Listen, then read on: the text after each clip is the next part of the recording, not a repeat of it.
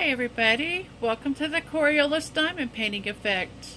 I'm here today with a little WIP and chat. I'm kind of in between, so I thought I'd just have a little chat with you while I unkit my last diamond painting. I just completed a Victoria's Moon. That is a 50 by 70 round diamond painting that I thoroughly enjoyed. It was a beach house scene. This was the picture that I did, and if you can see, it's under, I'm working over, I got this plastic overlay from the shelf paper department at Walmart. It's just kind of like a silicone, I don't know what it's made out of, but it's just a plastic, little bit heavy plastic that I can lay over my diamond paintings to help protect them. I'm not quite ready to put this one away, so I'm going to work on top of it.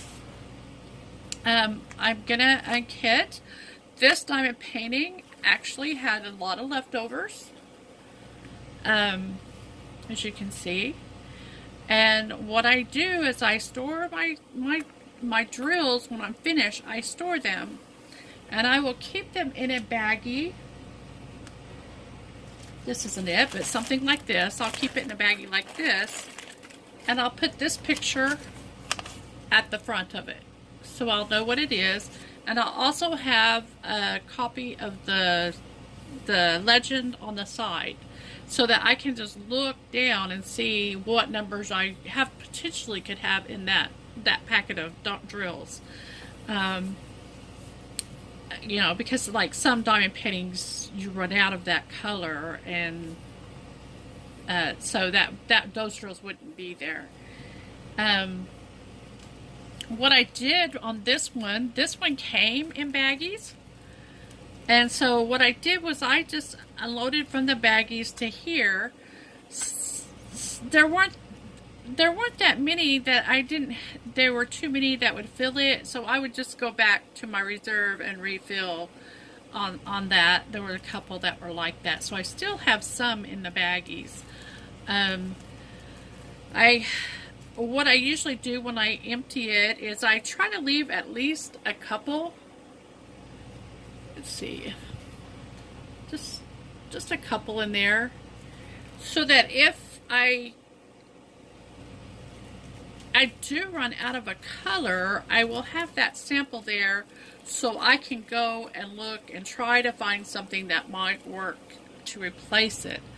That did not happen with this diamond painting. I had enough. So what I'll do is I'll start. First thing I did before I started, and I did this off screen, is I took some index cards and I cut them up. I should have done this at the beginning when I started this project. It would have been much easier. I just cut some little index cards up. This is a template I use.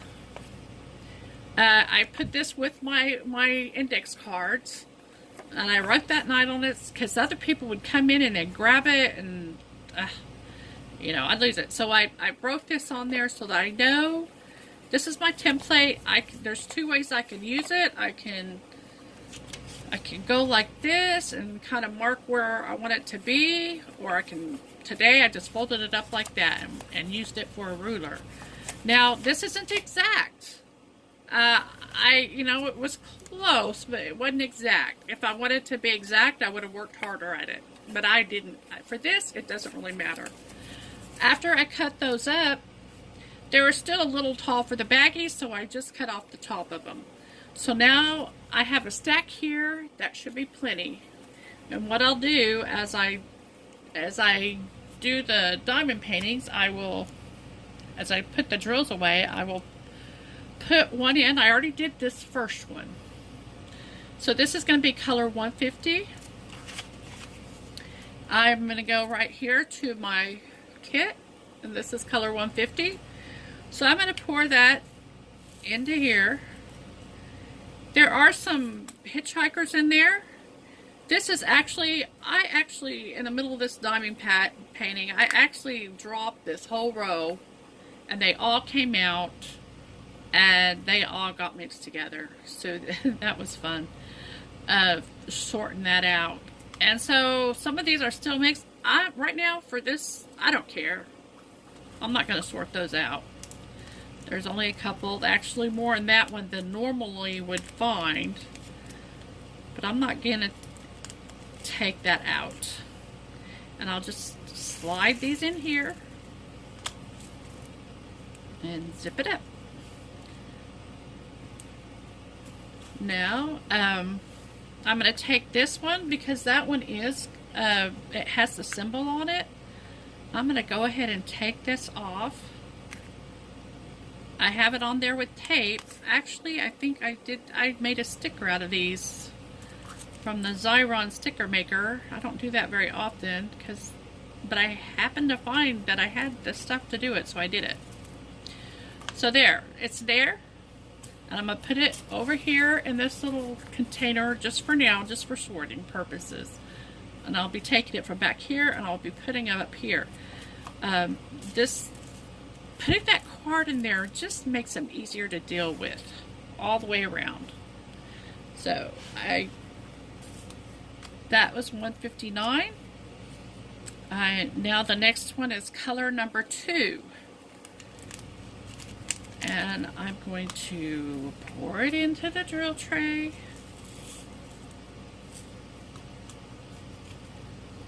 And put it in my baggie. Stick one of these in here.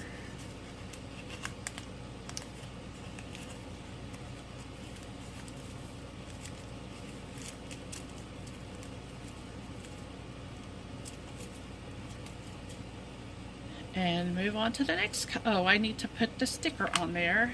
It's easier to just go ahead. I could wait to the end and do that, but there's less chance of it getting mixed up if I just do this as I go.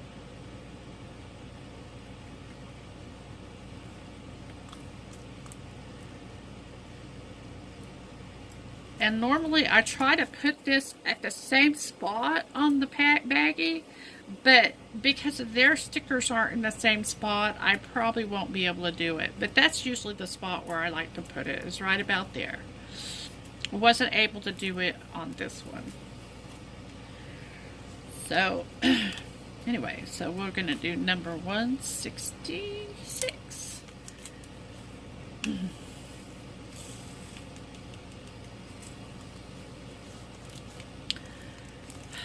Anyways, that's my process. So now we'll just do a little chat about stuff that's going on. I just had some surgery. I had surgery done on my left cataract. So now I do not have any cataracts. If you'll remember, that follow me, I had cataract surgery back in October. I was due to have my next cataract surgery even sooner, but because of it was like right at the beginning of the coronavirus shutdown, that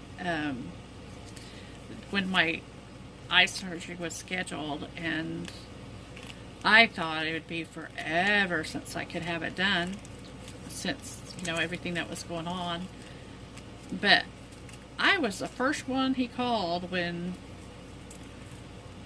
he opened up again. I was his first surgery back to doing it. So that was an experience. Not at all how I thought it would go. The first surgery I had, almost immediately, checking, make sure, 223. Almost immediately I saw the difference. I could not see with my left eye, and I could see beautifully with my right. Well, that's not really true. I am still nearsighted. But, wow, just the world just lit up, and I could not wait for this surgery because, if it made that big a difference.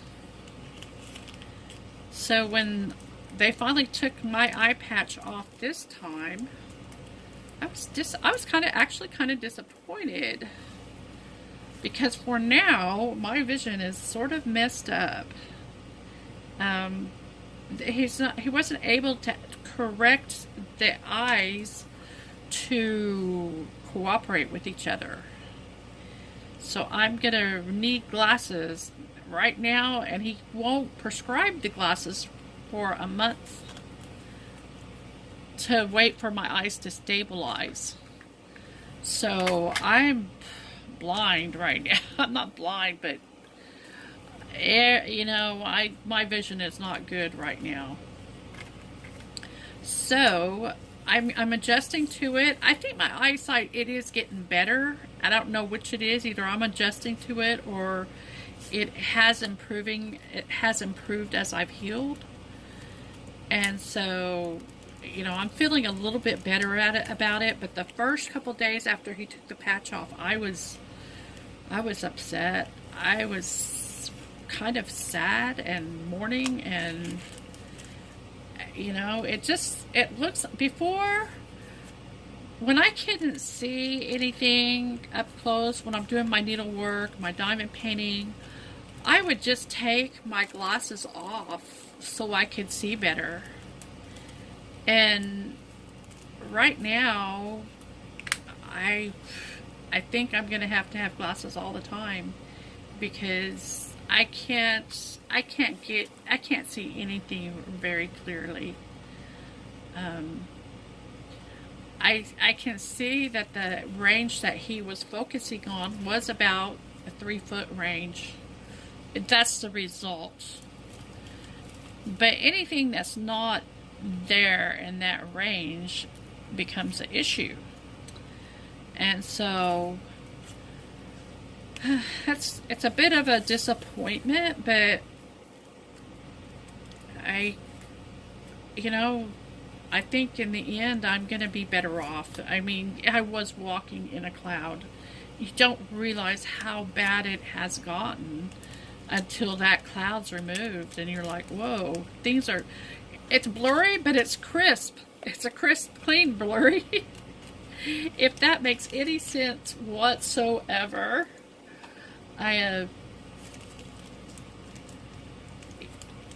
It's kind of weird how to try to explain that.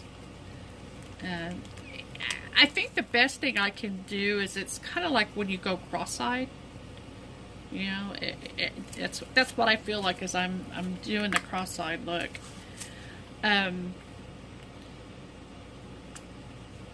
But I still have about 3 more weeks to go before they've stabilized enough to know which way to correct them.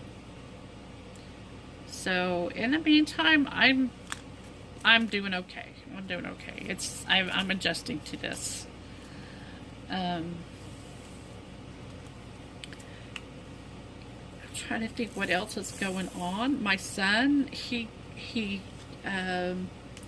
was an over-the-road truck driver, and he, right before the coronavirus shutdown happened, he made a job switch, and he got a job locally. Well, I say local because it's not.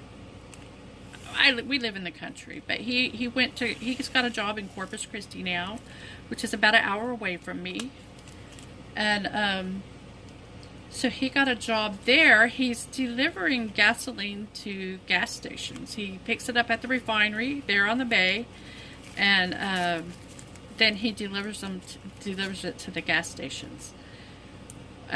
He got that job right in the nick of time. I think he's a lot better off for having had it.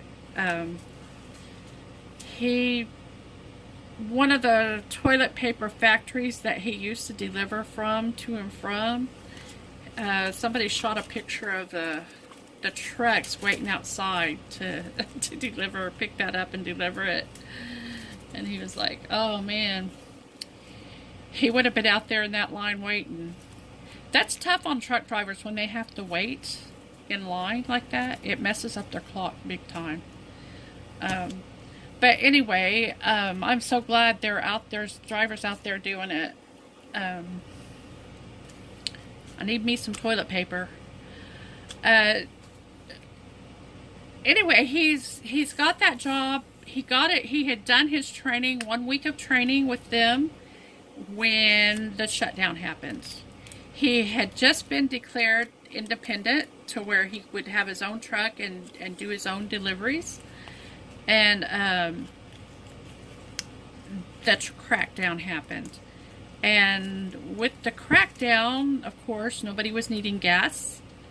And so I was really quite worried about his job. But the way it happened, the way it ended up was the company that he got hired on at, bless their hearts, their policy is when things get low, they don't let drivers go. They divide what work there is between the drivers, and that's what they get. You know, if they have one load a day, that's all they do. And for Daniel, that's good. For some of the drivers who've been there a long time, they may not look at it quite that way, you know. And they do get paid by the load. That's how he gets paid. So, anyway, they went to that. I don't think he ever only had one load. I think he usually had at least 2 loads to do. And he's done okay. He went ahead and got an apartment there in town. I wasn't sure that was smart because, you know, if he went and got that apartment, he's got this lease he signed up for, and then he no longer is working. How is he going to pay the rent? But he did not like that long commute, and I don't blame him. I couldn't blame him. So far it's working out. Right now, what they did was they put them on 4 days on duty and 2 days off duty. And then every once in a while they'd ask, you know, hey, does somebody want a day off, take another day off? You know, do we have any volunteers, you know? And so in that respect, it worked out. But now they're starting to call, like today was he's worked his 4 days. He was supposed to have 2 days off. And they asked him to come back today for, you know, do another day. So he's going to miss one of his days off. And so it's that he thinks they're probably going to announce next week that everybody's going to go back to their normal 6 days on and 2 days off, and they have full loads. Things are looking up for him in that job. I'm really happy for him. He seems to like it. He really likes being able to go home. You know, at the end of the day, you know, there's there's still headaches and everything, but I think he's happy. He's happy with the way things are going right now. And I'm happy for him.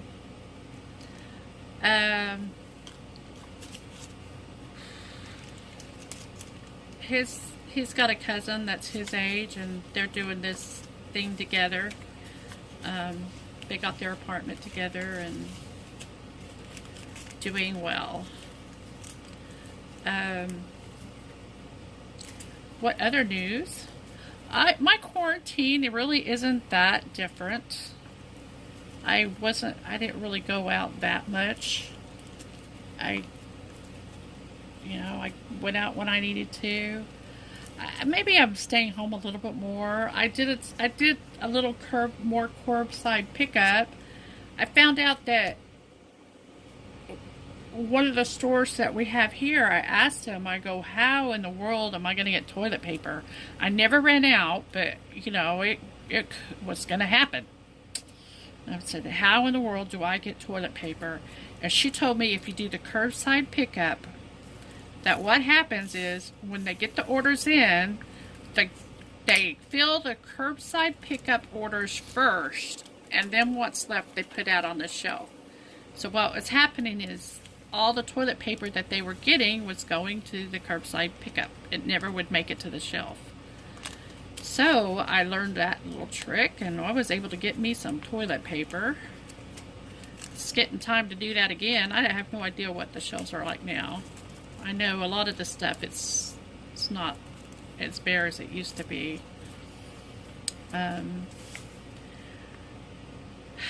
But the staying in part really isn't a lot different for me. I heard somebody saying there's a t-shirt that says, never mind, I can't remember it. But it was funny.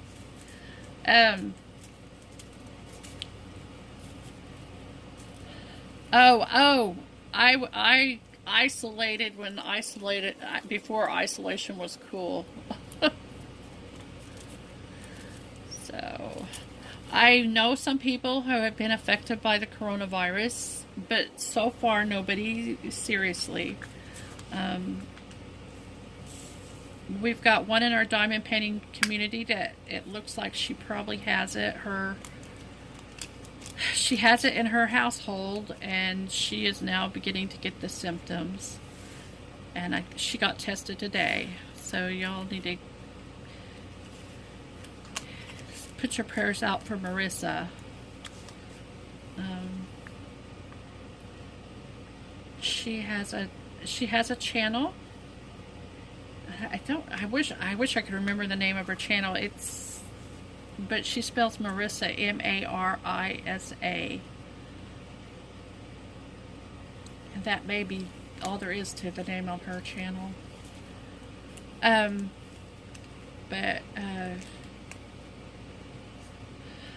My prayers are with her.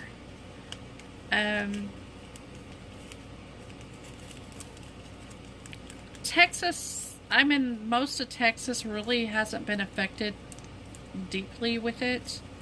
It's only been the major cities, and actually Abilene is a major city in Texas, but the coronavirus is running rampant there, and I have a friend there who probably had it. She probably had it. So, but she's recovered.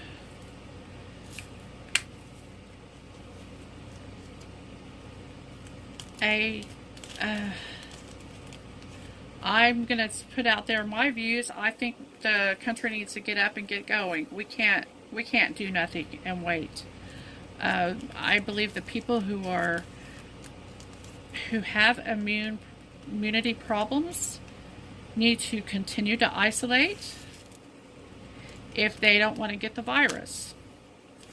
But I don't think there's any reason for the rest of us to stop living. I'm actually one of the ones that would be in the high risk group. And I try to be careful, but I am not going to hide.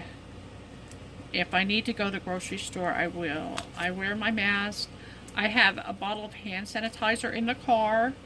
Every time I come out of the store, I get in the car and I use the hand sanitizer on me and everything I think I've touched. I have a mask. The mask is for you guys in case I am carrying it and don't know it. But I wear the mask when I'm out. I keep my mask in a baggie.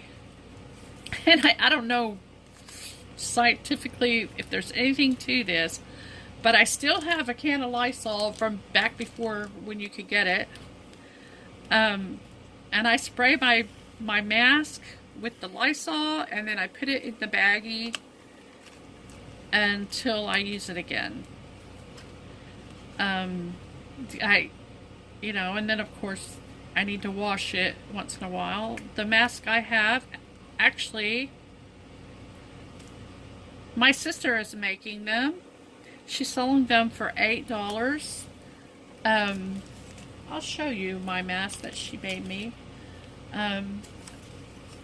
I keep thinking I'm going to make masks, but honestly, sewing is one of those things that hurts my back quicker than anything. As soon as I sit to that sewing machine, it hurts bad. I don't know why that is. I don't know why that is, but it does. So I've been putting off. I've been gathering stuff up to do it, but I haven't actually done it yet. And this is a face mask. She's selling them for $8. She puts a lot of care into it. This isn't just a simple one. It has this is a top. It has a little wire in up here over the nose, so it will tighten around your nose. This is a little elastic cord that she was able to find. It's hard to find right now, but she was able to order that. And so she's selling for $8. She gave a whole lot to the nurses. There's a hospital that she gave them to, and but if individuals want one, she's selling them for $8.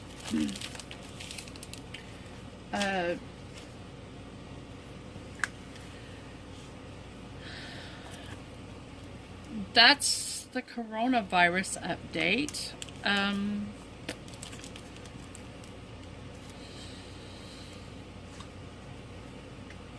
I am just as excited to be about the fact that my cataract surgery is maybe going to make it so that I am able to diamond paint more.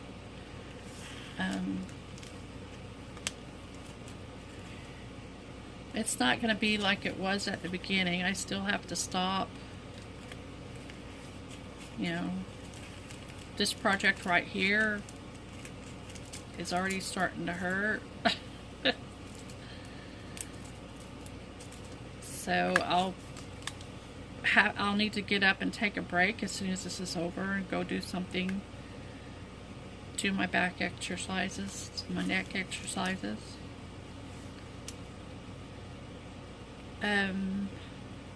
Lisa B. Girl, we need to meet up. We need to meet up. As soon as you're not afraid, I'm not afraid. As soon as you want to meet up and we can do a social distance, let's do it.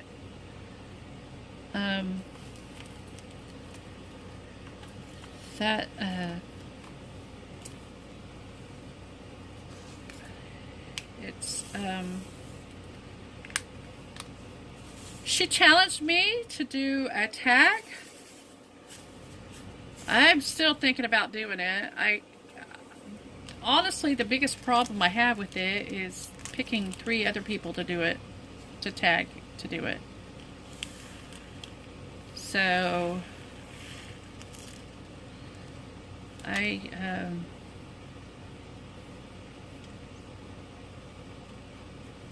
this is why tweezers come in handy for round drills, right there.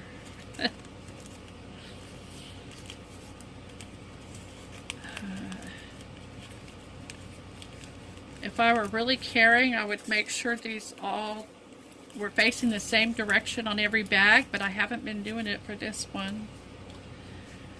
Sometimes I do, sometimes I don't. I really like these Xyron sticker.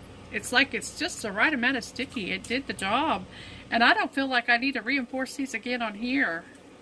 When I use the tape on here and do this with tape, I feel like I have to tape it here again. The tape doesn't keep the sticky as well.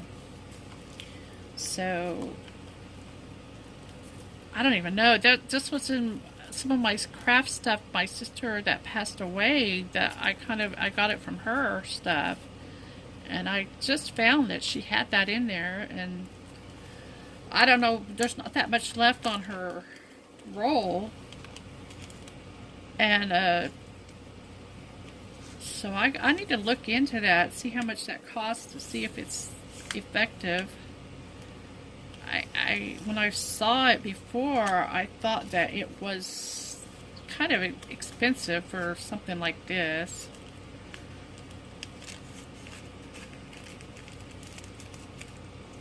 I do use my stash. I do go to my stash. It's not often, but I do.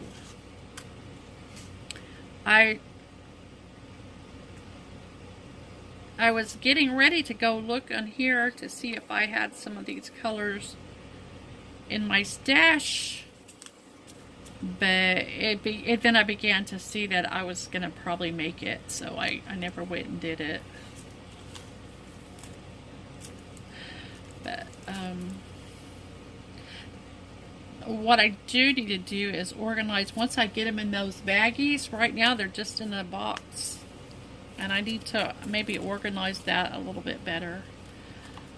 When I first started diamond painting, I just thought that I would just file them by number, like put all the 8/17s together.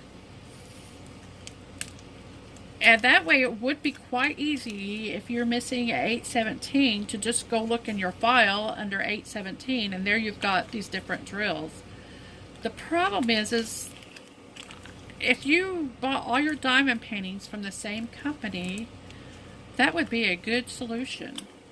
But not all the drills are created equal, as you guys know. And I don't want to mix up bad drills with good drills. And the bottom line is, if you're almost done with the painting and all you have is a bad drill, I will do it. I would use it. What did I do with that? Oh, here it is.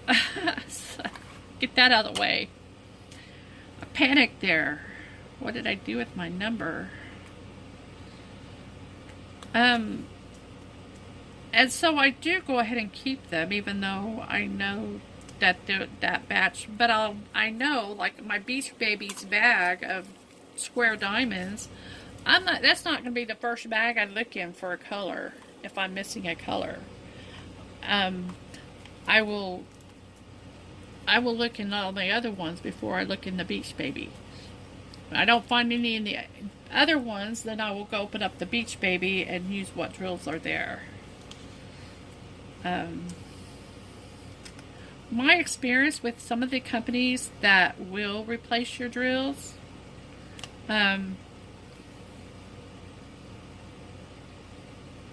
some of them I don't think I ever got. They would tell me that they were sending it, and I don't think I ever got them.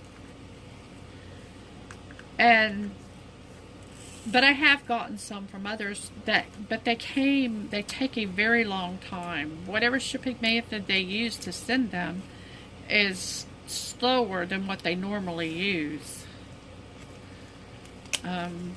They're not getting any money from that, and so I don't think they care how they get it shipped.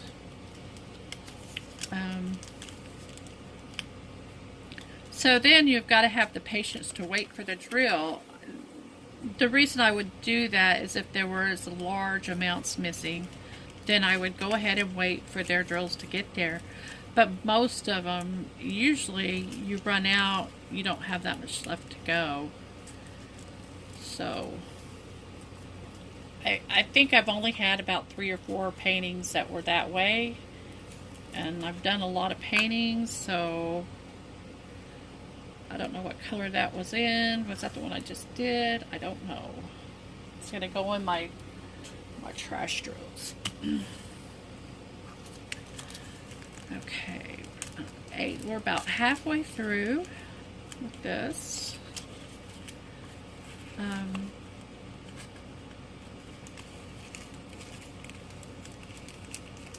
It seems like there's so much I wanted to tell you guys.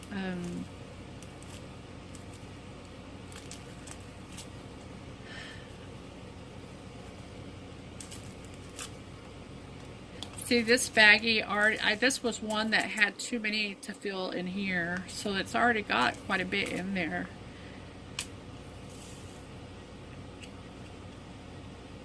And Victoria, I was really happy with this diamond painting. The only deal was with they have circles, training circles on their canvas. I could do without that, but honestly, when it's up on the wall and you look at it, you're not going to see those.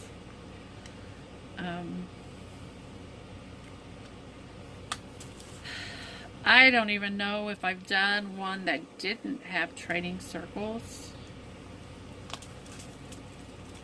This is the first time I really... No, it's not the first time. But, I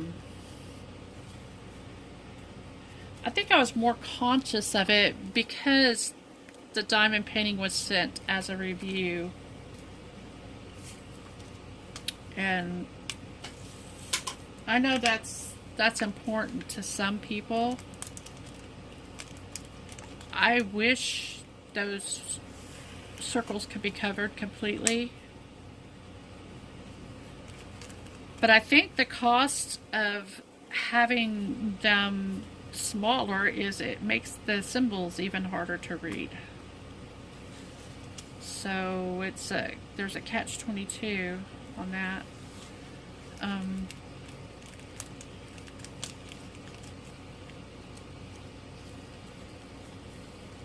I can't wait to try the square diamond from Victoria's Moon.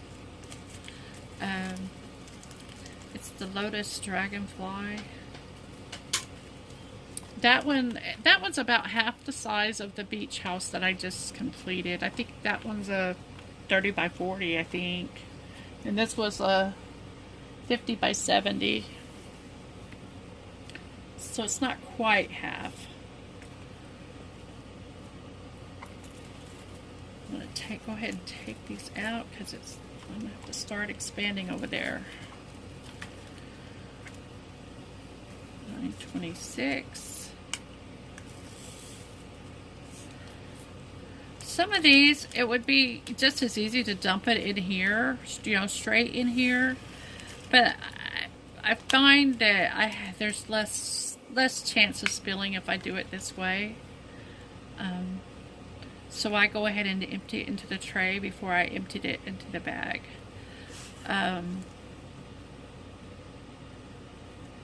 If it's one of these end ones, I'm usually more likely to take a chance on those.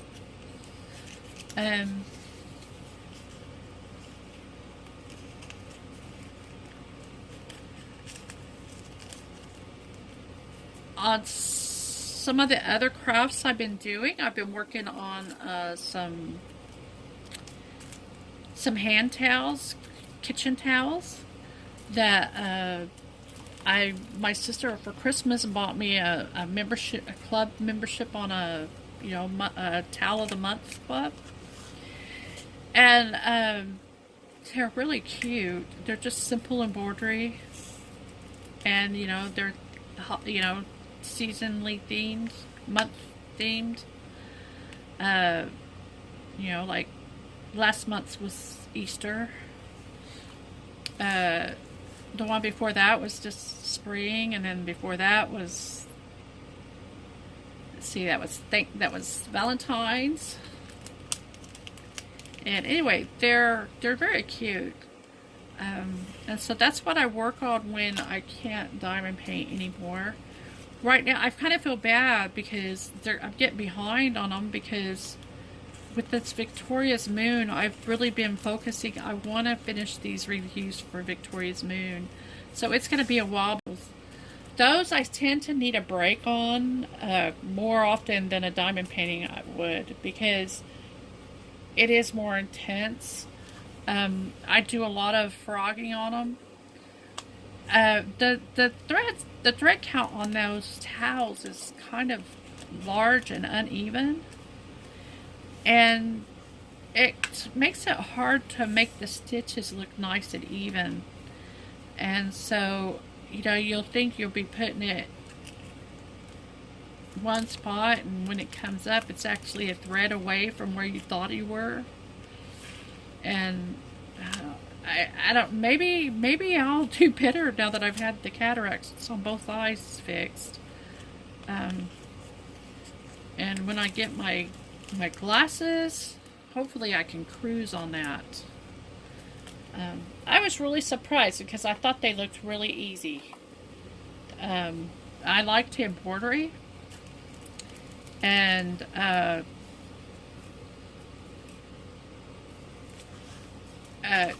for some reason, I'm having a hard time with those towels, and so I'm not enjoying them quite as much as I normally do. But I still love them. So I'm so excited because I like that kind of simple embroidery, but they're hard to find cute ones. Most of the ones that you find out there are really old and dated. And I guess if it's old and dated from my era, that's okay. But it's old and dated from my grandma's era.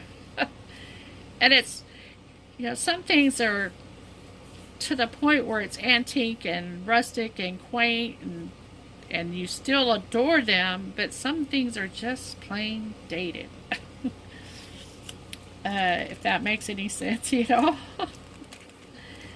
So, I mean, Aunt Martha's is what comes to my mind, the stuff that Aunt Martha does. That's the kind of embroidery I like to do, but I don't like those designs necessarily. So it's fun to find something else that I can do that's cute and adorable. I actually did a video of that, of one unboxing of one of those, but I didn't post it. It wasn't really diamond painting, so I wasn't sure if I wanted to do it for everybody to see. And I think I just ended up erasing it a while ago. I just realized that I erased all the videos from my phone because I needed to make space to do more recordings. And my thinking was, well, they're all uploaded on YouTube. They're there. I've got them. But I think that was in there, so that one won't happen. I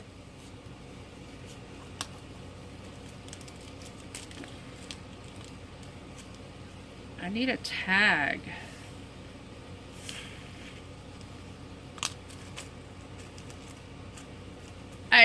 I will tell you guys what Lisa's Beast challenged me to do was to say what I would take if I were quarantined.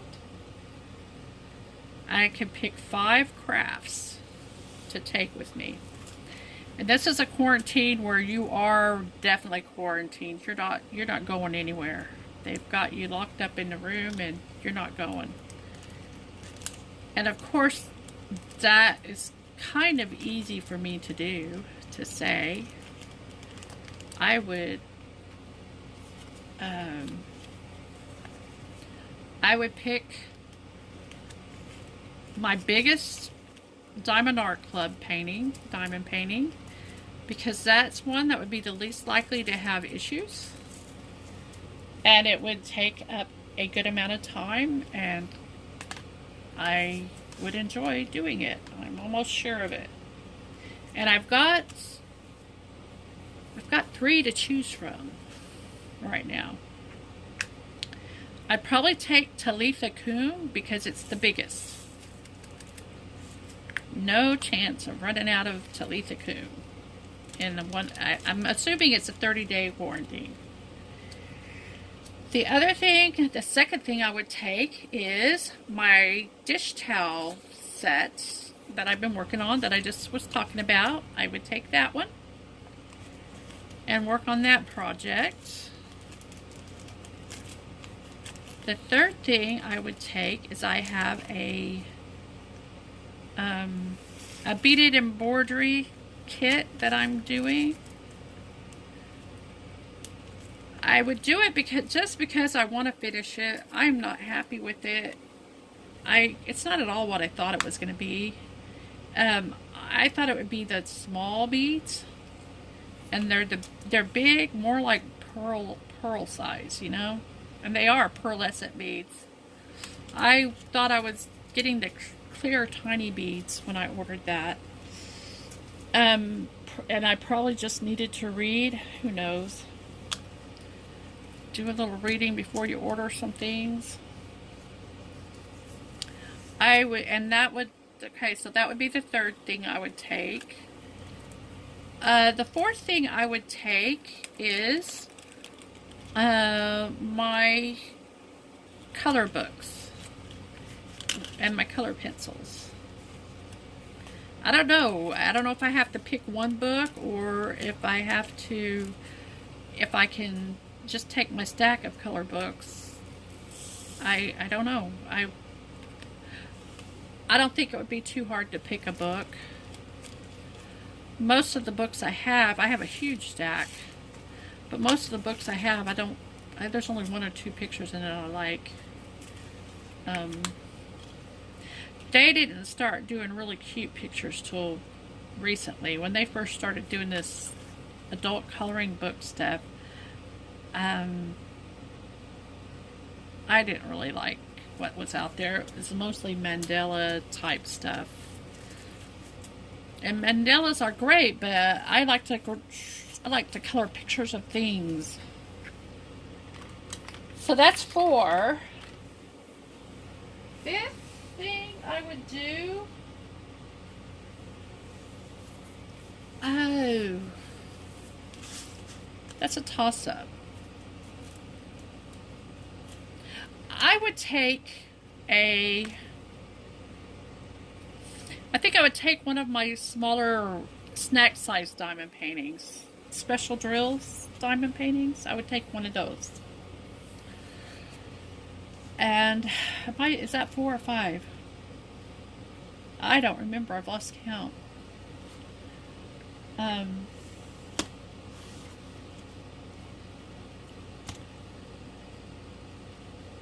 But if that's 4, I'd probably pick another diamond painting.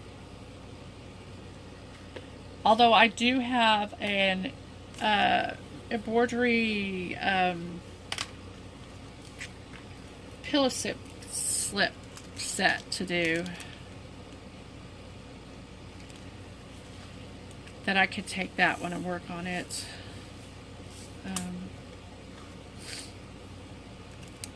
But I would be happy, and just bring me food and drink, man. For drink, a case of Dr. Pepper. For food, right now I'm going through a beef and hominy stage. Just bring me a bunch of beef and hominy.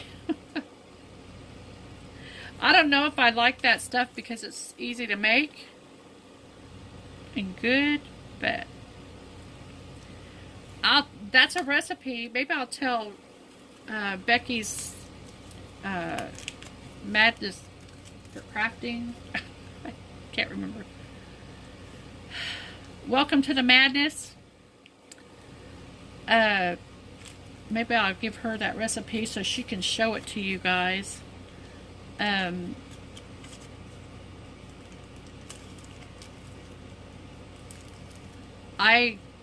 It's a little bit different. It's kind of like chili, but instead of putting beans in it, you put hominy in it. A hominy is a large corn that they're about that big. And I believe that's actually the kind of corn that they make tortillas from. And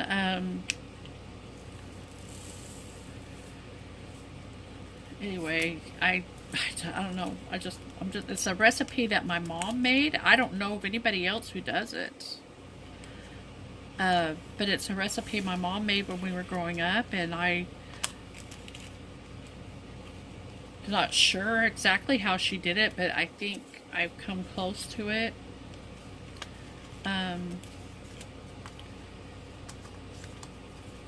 And I've just lately, that's what I've wanted to eat. I'll make a big batch of it and eat off it for days.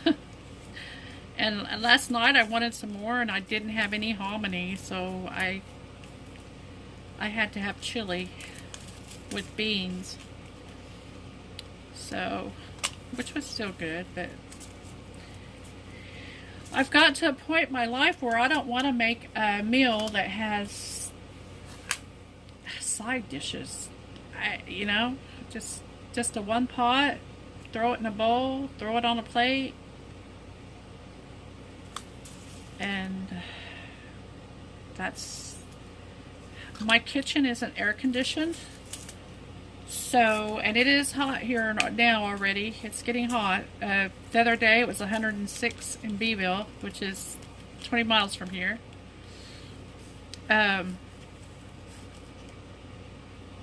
So cooking in my kitchen isn't really something I want to do.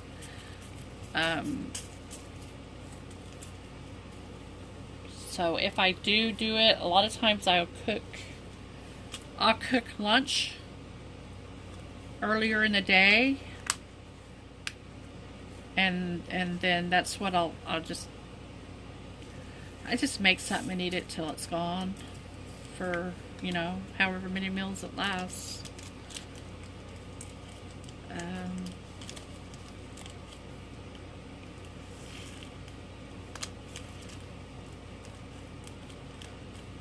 It's a sad, sometimes I cook. I live next door to my sister and her husband, and then I have another brother-in-law who lives next door also.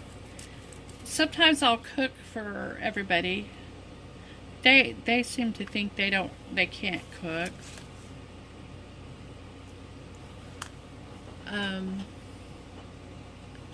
Hold on. Okay. Sorry about that. I got interrupted. I got a phone call, and then I had someone bring me my mail. And you guys, we have an unboxing in our future. So I'm excited about that. Finally got a diamond painting to come to my house.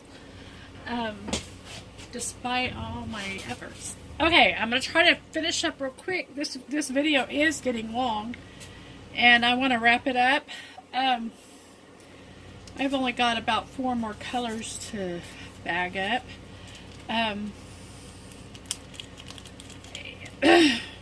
Gosh, I don't even remember where I was left off.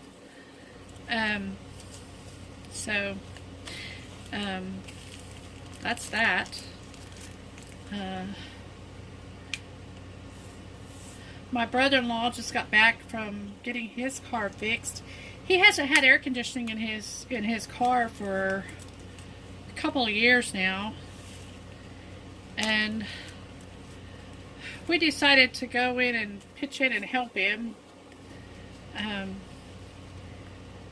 get that fixed, because, you know, we're getting on in years, and we don't need to be getting heat stroke in this South Texas weather. So me and my sister are helping him so he can do that. He's retired, limited income, and so he could probably have done it, but he's one who likes to hold on. He's got lots of expenses that can come up suddenly, and he needs to be prepared. So we decided we'd help him get that done. It helps all of us in the long run. But I'm glad he was able to do that. He just got back, and he says it works great.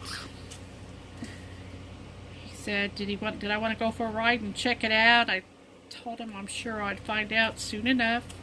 I have you guys back here waiting on me.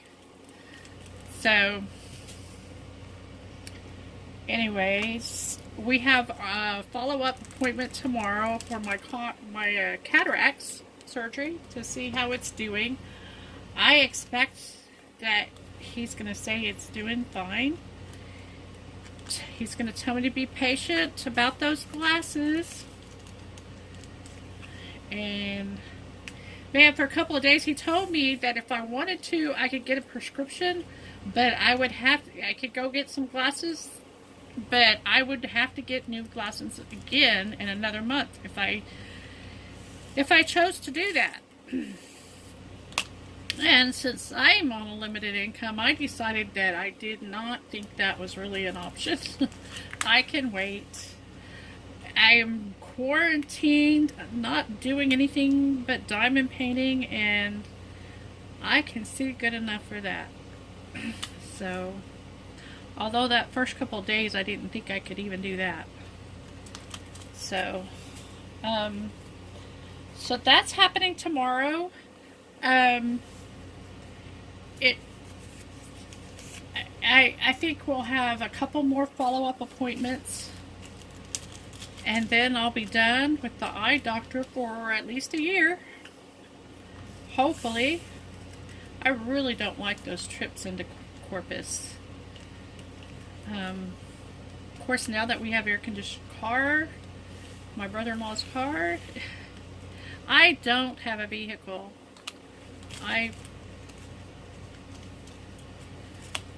On my fixed income, I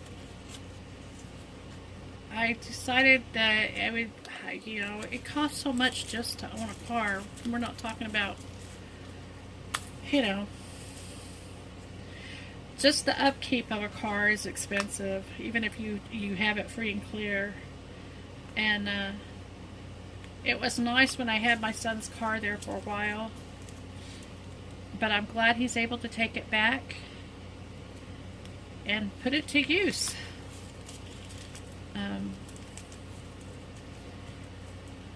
There's not many kids. I told him he didn't need to do anything for me for Mother's Day. He gave to me so much over the last couple of years. He doesn't need to worry about that. I know his finances are tight right now. So I told him he doesn't even need to worry about that. The best Mother's Day gift I got is him. So, anyway. And these were all my stragglers, my strays, and, the drills that were misshapen and stuff. I don't think that's too bad for a diamond painting that size. Of course, I don't go through and clean them all out. I just, as they come up, I move them over to here. Probably 75% of that are drills I didn't want to go find the home to. So I just put them in here. So I have a jar. I can't find it right now because my desk is all in shambles because I put this Victoria's Moon, take it all up. But I've got a container like this. Where's oh, I got a container. I can't find the camera. I have a container like this. It's a gum container. I like this gum, so this works out perfect. But I've got a container like this I'm filling up with my rogue drills, I call them, because they're rogue one way or another. I have another one of these with all my wax in it.